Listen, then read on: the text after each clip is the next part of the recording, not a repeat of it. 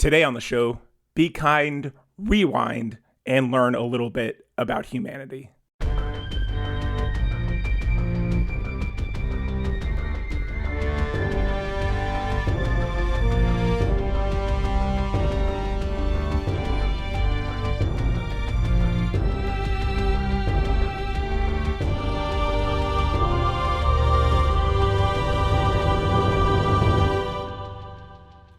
Welcome to Lore Party, a podcast that explores the stories, characters, and universes behind our favorite video games.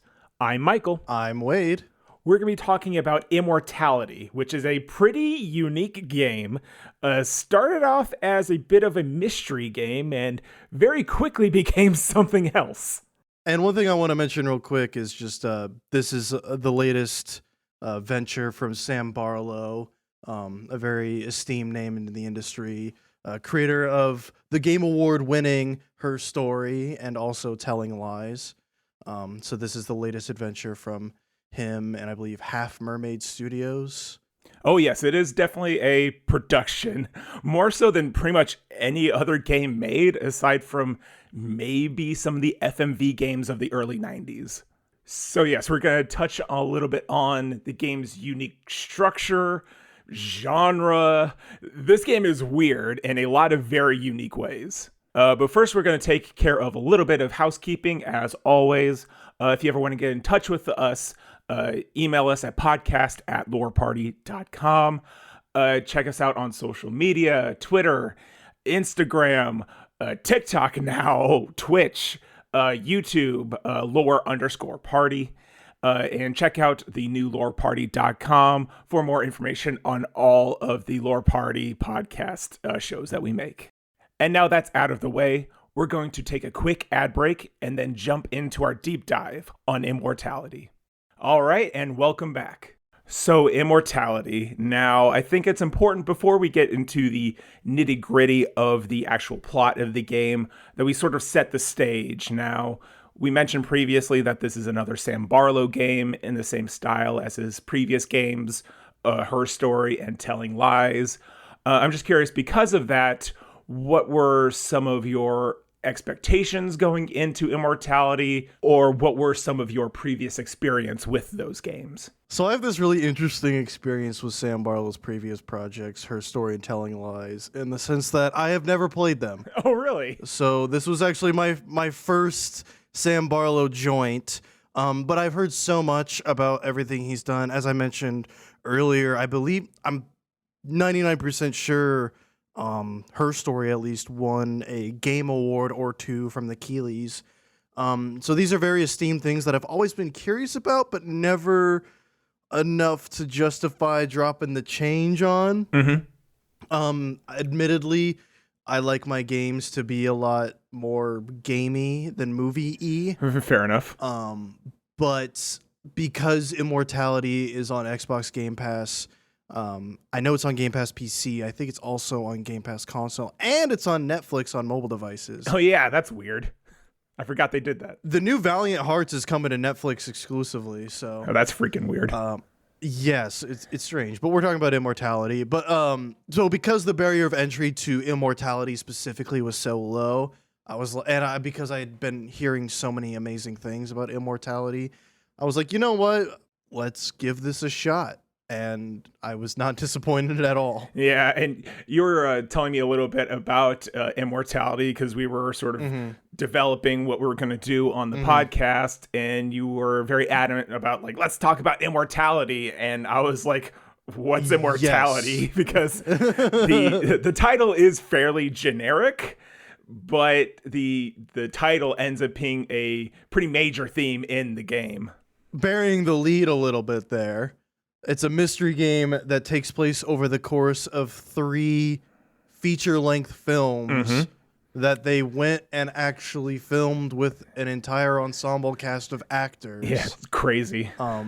You're not required to watch all 3 films in their entirety. In fact, you can probably roll credits on this thing in a shorter runtime than it would be watching all 3 of those movies. Right. But just the fact that... You know, they had scripts for all three, that they shot all three like real movies, but also that the fact that this is for a game, that there's this overarching thing, and it's not just the movies, there's also behind the scenes, right. There's like the table reads, there's the casting, the audition tapes, so much film, like it is real and authentic film production, and it only highlighted the talent of the actors. Absolutely. To not only play a character, but to play a character who was playing a character in 3 different films. Yeah, it's an amazingly ambitious production, a big project. It's almost miraculous that the game works as well as it does. Because it's not just 3 films, it's 3 films over the course of multiple decades. You start in the late 60s, and the game ends around, believe it's 1999. Yes. It's a 60s film. 60s film, like late 70s film, mid 90s film, I believe, is the specific eras that Sam Barlow said he wanted to hit. Yeah, and all 3 films have not necessarily just the tropes of the decades, but a lot of the sort of texture and feel of the films is very exact. You have like the 60s film is kind of low budget, kind of grimy looking. And clearly made at like the peak of Satanic Panic. Right. You know. Yeah, a lot of like pearl clutching culture shock of the era. Yes. Which is ironic for reasons we'll get into later. Yeah, and you have like the 70s film, which has like a detective grimy film to it. Yeah, I was going to say I'm like kind of grungy. Yeah, it's like this is the 70s. We have ratings now, and yeah, it's like it's the 70s. All the major studios have collapsed, and we can do whatever we want. Yeah. And like the 90s film has like a super clean, almost like a home video look to it. Yeah. It's very, very corny, yeah. Yeah, and it's kind of like super sleazy and everything as well. And the major conceit of the game, or at least on the surface, is that there's this actress in all 3 films, Marissa Marcel. And none of these films have actually been released. And now that she's gone missing, and you're sort of tasked with trying to find out what happened to her. Very dubious circumstances surrounding all 3 films. I believe it's like the negatives were stolen of the first one. The second one was just outright canceled. And the third one, no one, there are very mysterious circumstances surrounding everything this actress is involved with. Yeah, and you have all these clips that you have to go through and search for matching objects in different clips to find other clips to piece together what happened to this actress. Even just from a gameplay perspective, it's pretty ambitious, considering it's like, there's an apple. You click on the apple and it automatically takes you to another scene with an apple. Right. And that's how you kind of start discovering clips and piecing them together, and you can decide if you want to see them chronologically or just like film by film. You can kind of decide how you want to organize them in order to kind of piece together the order of events in which things happen, and maybe shed some light on characters and what they're up to and why things happen the way they do. But as you'll explain, and pretty quickly, or at least for me, it was pretty quickly. Oh, it was only about. Let's preface this real quick. Full spoilers, just in case. Yes. If you have a passing interest in this game, mystery games, anything like that, there is no way to explain what happens in this game without going into spoilers. Even the title of this podcast might be a bit of a spoiler. I feel like we've done a good job of like selling the game for what it is in a spoiler-free context, but literally in the next 3 sentences we are about to say, we are going to ruin the entire experience. So if you have not played Immortality, if you have a passing interest in Immortality, I'm gonna speak for the both of us and say, pause this. Play Immortality. It's not that long. You can beat it in 1 or 2 sittings. Right. Come back. You're probably going to be confused. We got you. Yep. Yeah, and like newcomers are going to get confused even I'm not entirely sure about everything. It's very interpretive. Exactly. It's Yeah. very interpretive. But that's what I love about it, is that you kind of take what you want from it. Yeah, exactly. So you've been forewarned about spoilers from here on out, but pretty early in the game when you're scrubbing through all these video clips, for me, I had to accidentally do a rewind because I missed a piece of dialogue. Yeah. And there are hidden clips featuring these beings that you don't know who they are. And these sequences are mostly shot in monochrome, just gray, black, and white, and featuring primarily two actors, a man and a woman. There is an occasional third and even fourth actor who shows up once in a while, but they start to explain things that are going on, not necessarily going on behind the scenes of the film, but behind the scenes of who these people are that you're watching and what you're trying to uncover. Because you very quickly realize that this is not a missing person mystery. There is more like psychological, more interpretive things going on. It is not spelled out for you at all. Exactly. And I don't know which clip it was for you where you first uncovered this, but for me, it was a clip from the 90s film. I believe it's called Two Is Enough. In which Marissa is singing Happy Birthday in the same style that Marilyn Monroe sung Happy Birthday to JFK back in the 60s. And suddenly this other woman appeared, also singing Happy Birthday in a Marilyn Monroe costume. Yeah, it's a ghost. Yeah, pretty much. Like that, I want to like my experience with it. I don't remember exactly what clip it was, but it was just like, oh, I've been clicking on a lot of these, and you know, let's find something new. And then I was scrolling through I forget which one it was, but then I was like, oh, that was interesting, but I missed it. Let me go back real quick. And then you see this black and white face show up. Yeah. And it was, for me, it was like the scene of like Joaquin Phoenix in Signs watching the alien show up on the TV. I was like, oh God. I was like, what is that? Yeah. Because I had no clue. Yeah, that's actually a great comparison. The way they introduce like the real part of the game just through like organic, like, oh, I'm interested, let's see what's going on here. Oh God. You know, it's so cool. It's so clever, but it freaked me the hell out. Yeah, me too. And the way I first started playing this game was earlier in that day. Me and my girlfriend just finished watching Glass Onion. Oh, yeah. Which, you know, this is like, you know, fun, lighthearted mystery. And I was like, oh, I got this mystery game too. And, you know, we have to find this missing actress. And as soon as that clip popped up, I was like, like it shook me. Like, I don't believe in ghosts or anything, but it shook me to my core. I was like, no one told me this was a scary game. Yeah, exactly. It like really affected me on like an existential level. Like, it was a feeling I've been searching for in a movie and a game for a long time. Just like that pit in your stomach, just like, what the like something that just like shakes your perception of reality. And that was like, oh, I was like, this is the feeling I've been looking for. It makes me feel alive. And you mentioned Joaquin Phoenix and Signs.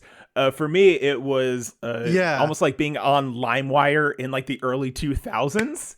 And you download this movie expecting it to be Harry Potter or like the latest Lord of the Rings. Not that I ever illegally downloaded any movies, but it was kind of like that. And it turns out, oh, it's this virus or it's this other thing. You know, somehow I've been like hoodwinked or lied to. Well, it also gives me heavy vibes of like you're on this weird side of YouTube at 3 a.m.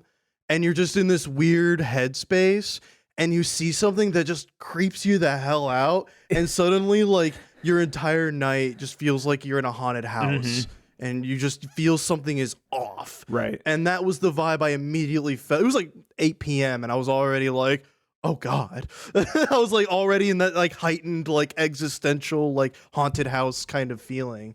So cool. And it's funny because I have played Her Story. I didn't play Telling Lies. On the surface, Immortality and those games are very similar because you have this database of video clips they have to go through, find more clips and piece things together. So I thought it was just going to be like that, but on a bigger scale. And so the way that I played her story was that I had a notebook next to me, and I would just piece Yeah. together little bits of dialogue and things like that I thought were going to be important, character names and whatnot. And very quickly, I'm looking at my notes right Yeah. now. It was like, okay, Yeah, you're sending me like pictures of your notes as you're going on. I'm like, like it was before you saw the figures too, and I was like, oh, he has no idea. Like you're about to just rip those out, throw them out. Oh, that wasn't even the basically, the yeah. real thing to pay attention to. Yeah. And I did, break down some of that dialogue and Yeah. whatnot from these hidden clips. But one thing I want to touch on real quick though is that like even though the real part of Immortality is the stuff underneath the surface of the films, the films themselves still have messages and themes pertaining to the story that these two primordial beings are telling, not chronologically ordered through these films. And I guess to more formally introduce these characters, the female of the two is called the One, and the male is called the Other One. Although I don't think we're ever explicitly told her name is the One. I think the reason they call the one is because she refers to the other guy as the Other One. Oh, It's like, well, if that's the other one, then if that's the other one, then I guess you're just the one. yeah, I guess that makes sense. But I don't believe the One is ever officially referred to as the One at any point. That was kind of just like a part of. See, what's interesting about this game and why the interpretive aspects of it are so interesting is because a lot of the story, or at least like certain concepts, were just kind of like put together by fans of the game who just kind of came up with colloquial terms to call certain things. So I think that's a super neat aspect of this game, where it's kind of like it lends itself to that kind of from softwareian like figure things out for yourself and piece them together and consult other people and what they think kind of aspect, the social aspect of gaming, Right, exactly. of and environmental storytelling. Yeah, and for the One, or at least the way that I pieced it together, was that the One is introduced, it's in the way that kicks off the story, is that the One was basically sleeping through World War I and wakes up during World War II. Well, let's dial it back way more. These are beings who have presumably lived through all of Earth's creation, because they even make reference to like Jesus and Judas.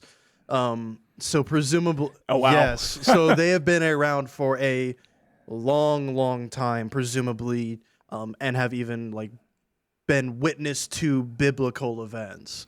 And Yeah, I didn't get any of that. maybe they were just being metaphorical, but from my understanding is that like the implication of what if it was the one or the other one, where they do like directly reference like Jesus. Interesting. But it's safe to assume that at the very least they've been around for over 100 years, if not 1,000 or 2,000. Yeah, and at least how these beings enter into Marissa Marcel's story. This starts in World War I, in World War II, with Marissa's being possessed during World War II by the One. And so these beings seem to have the power to possess other people and take them over. I think it's assumed that's how they live immortally, is that they just inhabit people's bodies. And in this case, she mentions that she was wandering around in France during wartime, and she sees like a wounded girl in the French countryside and takes pity on her for some odd reason, considering she's normally been apathetic towards humanity.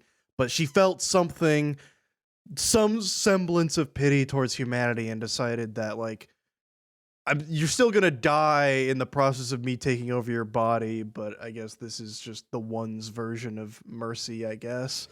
Yeah, and it's established that of these two characters, the One especially seems to have this obsession with humanity, art, and the way that humanity can express itself through art. Yeah.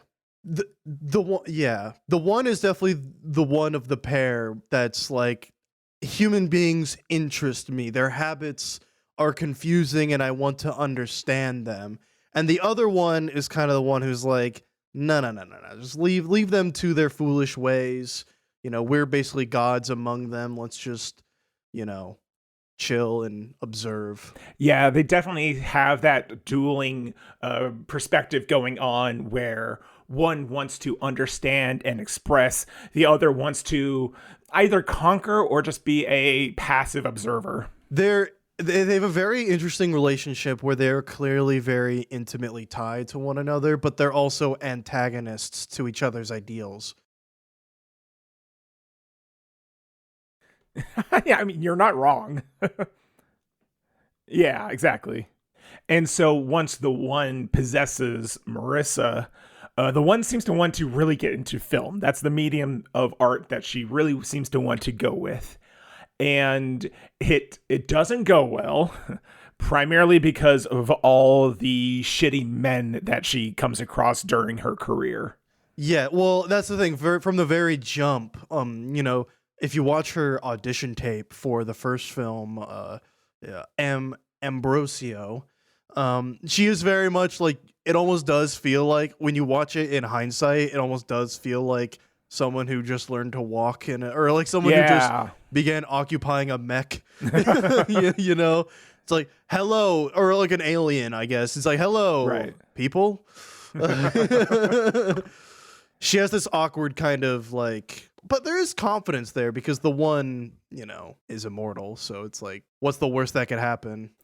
Yeah, and so this is like the first time that she has to have that sort of actorly empathy, because she did used to appear in commercials before. There's that soap commercial. But yeah, that audition tape, it does have that kind of off feeling, and it's not helped by the fact that the director of that film, Arthur Fisher, is kind of a perv. Like, from the very jump, she's like, oh, this is the expression of humanity through film interests me. I'm going to audition and see what happens.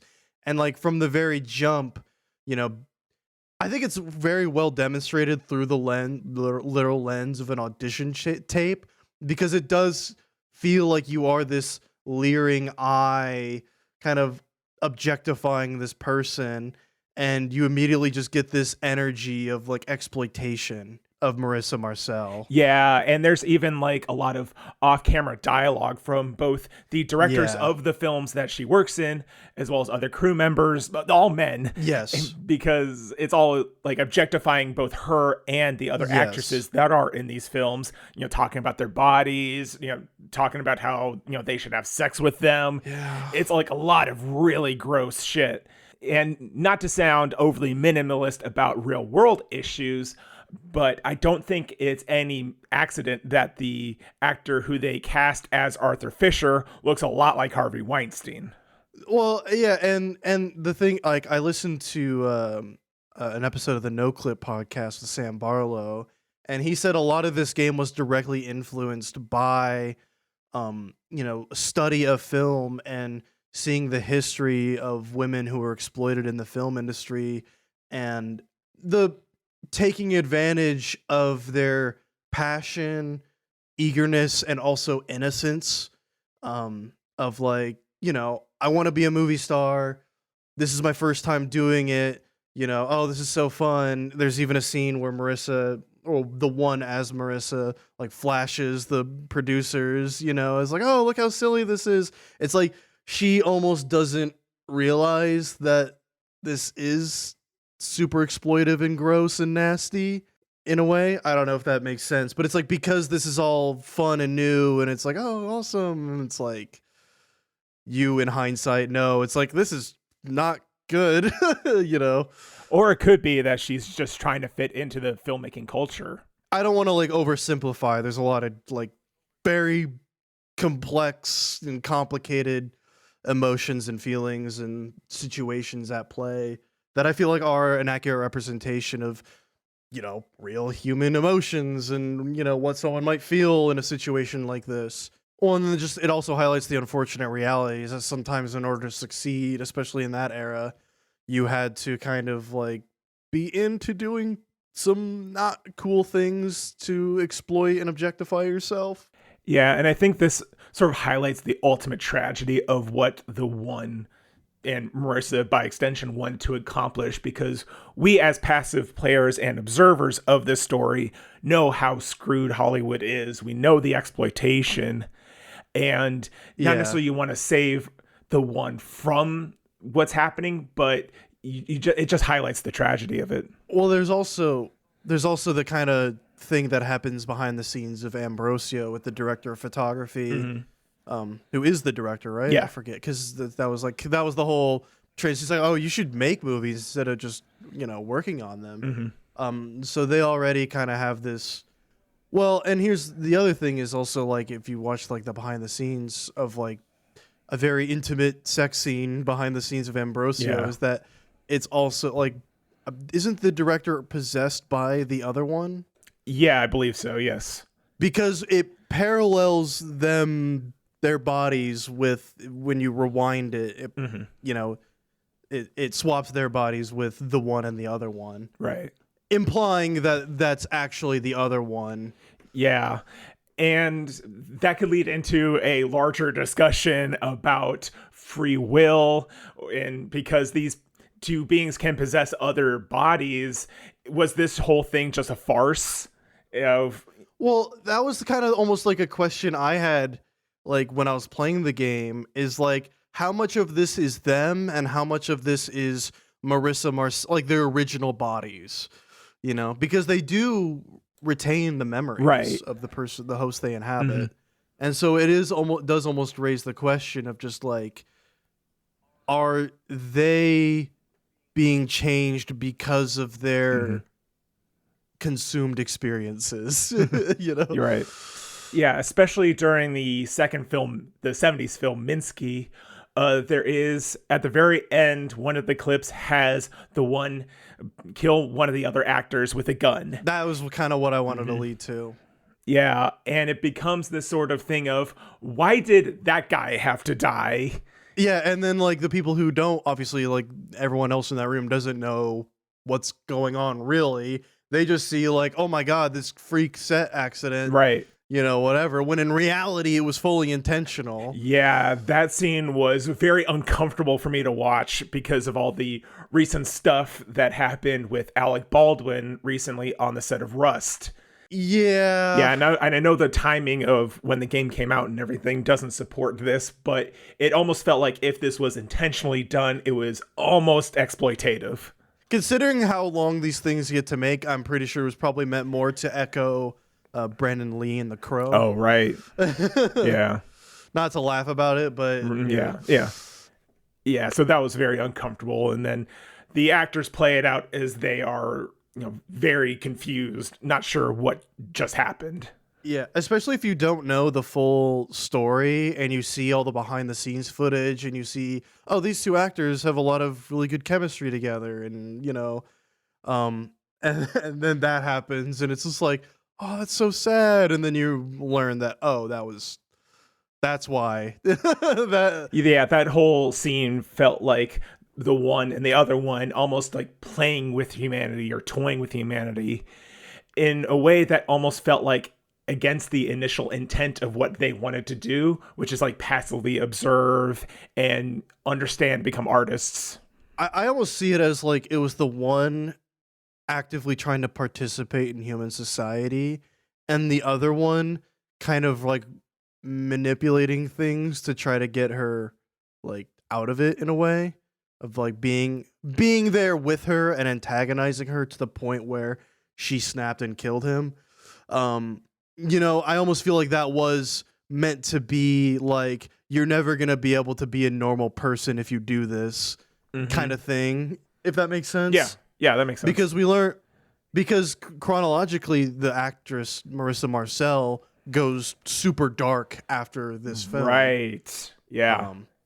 So I almost think that like the other one wanted the one to do that as a way of being like, I want you to be ostracized from humanity. So I'm going to force your hand to do something that will ostracize you, or that any reasonable person would kind of go dark after this. Yeah, and so he tries to one up over just being a passive observer, and it's almost like a show of power and force. We are these higher beings. We can do whatever we want. And also, I don't know if they know it at the time, but gunshots can't kill them. Right, yeah. But I don't think the one knew that. Well, I did come across a clip of the one talking about how the only thing that can kill them, or one of these other kind of higher beings, is fire. But how do we know that when that was? Yeah, I don't remember exactly where that clip ended up being in the timeline. Because those clips are essentially her talking to us, the player. Yeah, that's a good point. Because in a way that we are, I guess if you want to get super meta, is that like the player is like the one in the sense that we inhabit bodies when we play games. Yeah, maybe. But like she's talking to us personally. Like that's the whole point, is that it is supposed to be like a fourth wall break, and that she is telling us this. So I almost interpret it as like none of these clips necessarily take place in the same chronological order of the films, if that makes sense, because you can find them non-linearly. So I almost see it as like, I could be totally wrong about this, but I perceived it as maybe like they exist outside of time as well, and so like, or at least in this space where they are communicating with us. So like, just because this clip in the 90s film doesn't necessarily mean that they're talking to us chronologically after they would in the 60s film. That's interesting. I don't know. I could be totally off base. It's been a while since I've played. I might be 100% off base there. I mean, that makes sense. I mean, these beings are sort of eternal. They can do whatever they want. Yeah, but like, I say that because I feel like when she pulls the trigger and quote unquote kills the other one, she truly believes that he is dead. Yeah, that is true. So maybe at the time she did not know that only fire can kill her and the other one. Yeah, maybe. That's the only reason why I think that way. Yeah, I mean, that's a good theory. This game really goes a lot into theorizing. It's almost like a David Lynch film. Oh, yeah. Because there's like a lot of games out there that do sort of take a lot of inspiration from his films, mostly just Twin Peaks. Yeah. And this is definitely more on the psychological side of Twin Peaks, exactly, though, not the aesthetic side. Yeah, because like I said, a lot of games take inspiration from his work. You got your Alan Wake's, your Deadly Premonitions. And this is not like those games where it's just like quirky characters, trying to solve a mystery, eating cherry pie. This is more like David Bowie, like they turned his character into like a tree. Some other character is like a tea kettle, and you're trying to get some sort of meaning out of it. But we are going to touch a little bit on those themes of fire and some other themes in Immortality. We're going to take a quick ad break, and we'll be right back. All right, and welcome back. Now, like I mentioned before the break, we're not going to jump into fire, at least immediately. But one thing we want to touch on right now is that later in the game, or at least for the clips that I found, the one starts to, no pun intended, but start to bleed a little bit more into reality. Yes, through the nosebleeds. Or just not even nosebleeds, just bleeding in general. Yeah, blood, almost like a weird metaphor throughout the game. I'm not quite sure what the meaning of it is right now. I don't know if it's that deep, unless you think it is. I think that because it is so common that it's not like a mistake. Marissa has many different nosebleeds. Well, there's the scene in the bar. Yeah, well, I think that's just meant to represent like this body is failing. Yeah, it makes me wonder that these beings, like, regardless of how far they are, they start to decay. One of my first notes that I made when playing through the game was that Marissa was ageless. Yes. Because I jumped from like a clip from the 60s film to the 90s clip, and she looks exactly the same. Yes. Yeah, I think that's kind of like what I think is subtly the thing that makes you go, hold on here. Like okay, sure, this actress is missing whatever, but when you see for yourself, wait, she looks almost identical to when she did in the 60s and the 90s. Mm-hmm. There's something that's kind of your first clue of like, Yeah. okay, there's something deeper here. What's going on? Exactly. I don't know if they'll answer it. Let's keep diving in and see what happens. And boy, they answer it. Yep. Yeah, right away it made me wonder about like what's actually going on in these bodies, because Yeah. Marissa is That's not my first aging. point of confusing This is when you jump strange. from like one movie to what the next. what is and she going looks the on? same, These and people are yet it's a occupying these different other decade. humans, and their bodies are not decaying, but they eventually fall apart. Or there's just some kind of like decay going on, or like almost like if I were to describe it once again to like piloting a mech, it's like system failure, abort, abort, But that's the thing that's interesting though. One thing I kind of just thought of was like the other one inhabits different people over the course of this game's story. Right. Right. Whereas the one solely occupies Marissa Marcel. Yeah. And I feel like it's because she grew an attachment to this person through the messed up things that they kind of go through together. As like, she almost takes offense on certain things on Marissa's behalf. Yeah, there's a little bit of camaraderie there. Yeah, with the exploitation, exactly. It's almost like those two characters do become one at some point. Like the one kind of shares the rage that she feels Marissa Marcel would feel. Yeah, and that's what the one almost ends up learning by the end of the game, is that regardless of, who she occupies, that specifically men are going to exploit them, especially when she possesses women. Yeah, and so it becomes almost like a lost cause by the end of the third film. It's both that Marissa is getting these nosebleeds and things are happening to her body, but there's one clip that I came across where Marissa, it's just a simple door opening scene, and she just completely zones out. And the crew is like, do we keep on filming, or like, what do we do now? You okay? Yeah, exactly. Yeah, and there's some behind the scenes clips of that film where you see that the one is being more violent towards some of the other actors on that film.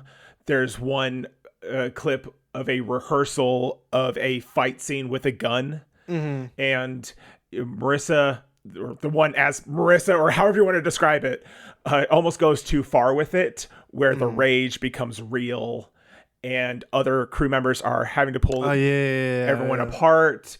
And I remember that. And the crew being like, what was that?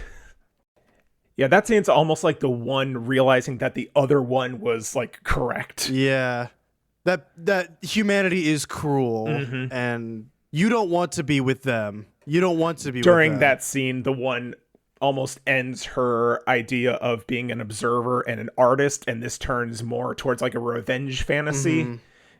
Yeah, well, that was that was a scene I triggered very early, the scene where the other one inhabiting another actress's body covers the one as Marissa Marcel in gasoline and then lights her on fire, thus truly killing her. But it's filmed. Well, the thing that immediately set me off, that like kind of like triggered my like what the hell is going on, is the fact that it looked like it was filmed with like modern cameras in modern day. Like it was super HD. It didn't look like it had the 90s filter on. And so immediately I'm just like, oh, this feels this feels naughty. This feels forbidden. I don't like, something's on here that I shouldn't be seeing. And then you see that, and it's yet another like Joaquin Phoenix in Science moment where you go like, oh God, if you don't know the context, especially like I did, because I triggered this clip pretty early when I was still not fully cognizant of the subplot. I just thought I witnessed like self-immolation on camera. It was just like, okay, because that was already kind of my tip off to some of the more overarching themes about like maybe like feminine rage, or like just the almost like I don't know, just resentment towards the entertainment industry and its treatment of women. That was kind of already my tip off, is like I just got that vibe of almost like it was protest in a way. But also just like at first I was deeply uncomfortable because I had no context for what was happening, and I just watched a very realistic depiction of someone burning alive, and it was like, Yeah, and that clip, like, it starts like every other clip where it starts like with a slate, but instead of it being a film title, what's on the slate is just Marissa Marcel. Yeah. It's very, it's so creepy. Yeah. Oh, God. And just like aesthetically too, the sequence is just like a giant wide flat shot. Like no one speaks. There's no preamble. Just one character takes a thing of gasoline and lights Marissa on fire. It feels like a cult ritual almost. And there's like a lot of talk, around of like, we need to burn unjust systems down. And this whole scene kind of feels like symbolically kind of like how Hollywood is just a big corrupt system, and Marissa lighting her, being lit on fire, is a symbol of burning down this Hollywood system that does exploit all these young women. At least that's how I interpreted this scene. Since Marissa chronologically dies in the scene prior to the fire scene, she dies in the scene with the bar, where she just starts to spontaneously just like bleed so much out of her head for no real reason. Yeah, that's kind of the moment where I think, it was like an obscene amount of blood coming from her forehead, and then chronologically, the scene immediately following that is the self-immolation scene. So I interpreted it almost at the time of like, all right, it's over. Let's just go out in a literal blaze of glory. And like, because I was reading, and it's like, this was her way of immortalizing herself, right? Or just truly immortalizing herself by dying on screen, Yeah. Like, that's true immortality, because no one's going to stop talking about that if they see it. Right. It's almost like Marissa dies twice. In the bar scene, she physically dies, Marissa dies, and it looks like every other shot in the game. It's the final scene for the film, technically. Like, that was filmed for it. So one scene is like the physical death of Marissa, and the other scene is more of like a spiritual death. Well, I was also reading that it's almost like she does that to almost mimic when she kills the other one on screen. Oh, yeah. And because that was a very impactful moment that like they talk about in talk shows and whatever. It's like, oh, he died on camera. Right. He's immortalized in film because no one's going to ever not talk about that. Yeah, exactly. And so I almost think that's like she realizes like true immortality is, death on camera. Or just like a death that makes like a big statement or something like that. Or just in general, that immortality is achieved through not just film, but conversation and memory. And perhaps the easiest way of achieving that is through film. It's public consciousness. Public consciousness is true immortality. And I don't know. It's very morbid either way. It is, yeah. Because I don't necessarily think Sam Barlow is saying this is cool. No. Goodness, like, no. I don't necessarily think I don't necessarily think he's saying like immortality through film itself is necessarily a goal to be achieved or something that you should pursue in life. Right. Like many people maybe feel it should be, kind of reinforcing, like, hey, go to Hollywood, I'm going to be a big movie star. Oh, this sucks kind of thing. Yeah. Like, I almost do feel like maybe one of the core messages is like, don't seek immortality through film. Or what, the thing could just be, just don't. Well, yeah. I mean, that's a recurring theme in most media, is like immortality is 9 times out of 10 not worth it in every story you see. Yeah, that's what I think that symbolizes the end with a fire, is that this is what's going to happen to you if you try. Yes. Reduced to Yeah.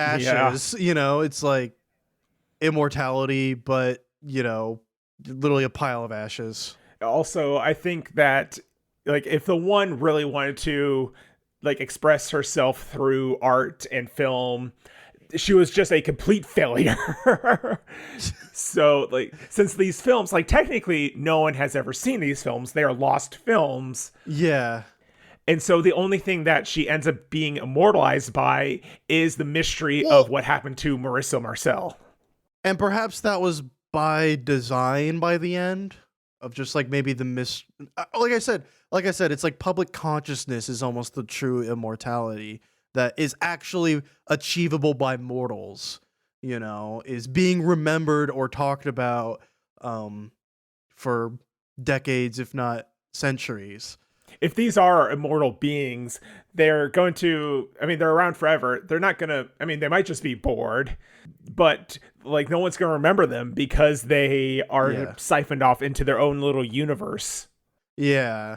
Or they literally inhabit other people. They kind of live in the shadows.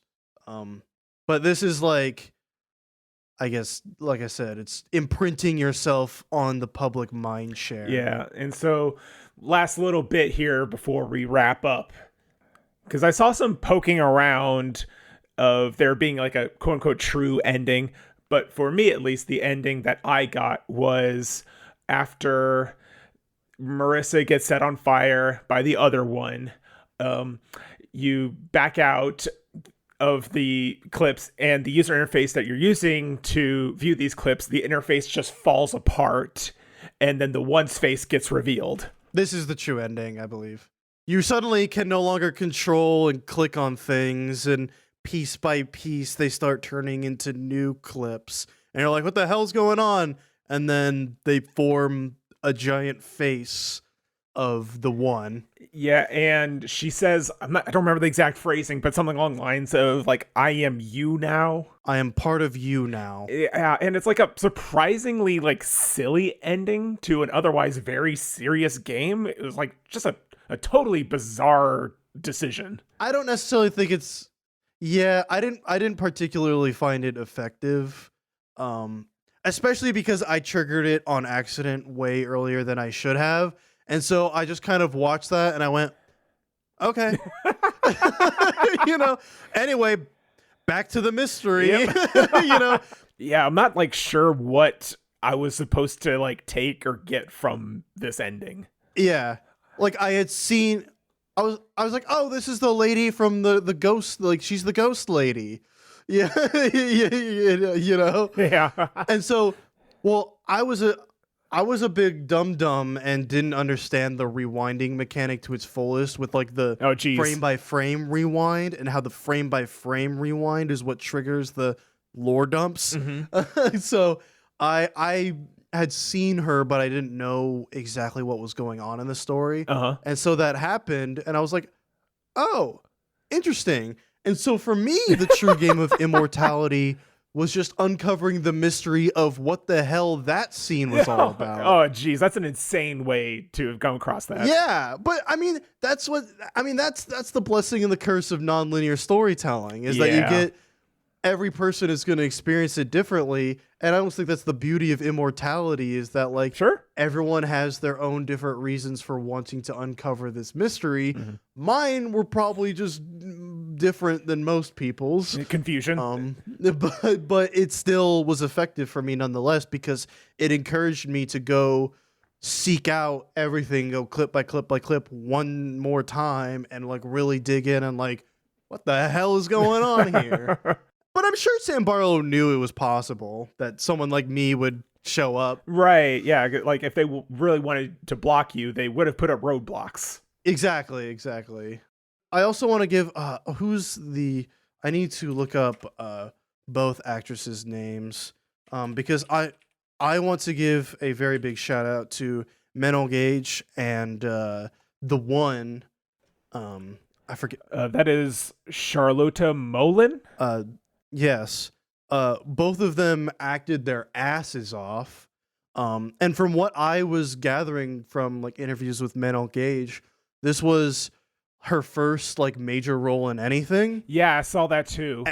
And so for her to have this be her like kind of debut performance, and she's playing not just like three different characters, but she's playing one character, essentially cosplaying as a character, playing three different characters. Yeah, it's wild. There was like one interview I was watching where she was literally counting on her hands how many characters she was technically playing, and it's just like, God. And then Charlotta Molin, just like the absolute courage it takes to act your ass off in some of those scenes where a large portion of the scenes she is in, she is, full nudity. Yeah, or wearing that like super thin like toga almost thing. Because it's meant to be like she is this like primordial being, and it's kind of reflected in her wardrobe or lack thereof, because it's meant to be this kind of primal thing. Everything aside, I just wanted to give my hat off to both of those incredible actors, and obviously everyone else involved in this project, and Sam Barlow for somehow big braining this whole thing into one cohesive thing that makes sense but also doesn't. And it's it's just an incredible work of art that I think more people need to experience. Yeah, it is. If anything, it is ambitious. Yes. Yeah, because like I know I was keeping my girlfriend updated about my progress throughout the game, and she kept on asking me, it's like, are you having fun? And it's like, I don't know, but I'm at least very invested and interested in what's going on. Exactly. Yeah, there Sam Barlow recently tweeted something. It was about like some kind of like AI reconstruction of games using other games as a template, and Immortality was listed in like the list of games that like they were going to like use an AI to study or whatever. Yeah, I saw that tweet. Sam Barlow tweeted something that was just like, of all the themes that you can take away from Immortality, I guarantee you this is not one of them. Using AI to generate, whatever. It's like, I guarantee you that is not an endorsement made by Immortality. Yeah. So, like, of all the things you could take from this game, so he knows that like there's a lot to digest, and everyone can kind of take something on a personal level from it. And to me, it was kind of that rage against humanity that the one feels about, like, based on her experiences as Marissa Marcel. That was kind of my major takeaway, and why it kind of stuck with me and made me kind of think about, like, obviously we know about the terrible things that happen in show business, especially now, but it does kind of like impart on you that similar feeling of rage. And I think that about wraps it up. Once again, connect with us on social media, Twitter, Twitch, TikTok, Instagram. Technically, we have a Facebook page, all at lore_party. If you enjoyed this episode, please review us on Apple Podcasts, as well as rate us on Spotify. It really helps us grow the show so that others can listen. Check us out at loreparty.com for all of the other Lore Party media shows that we make. Thank you very much for listening, and we'll see you again next time.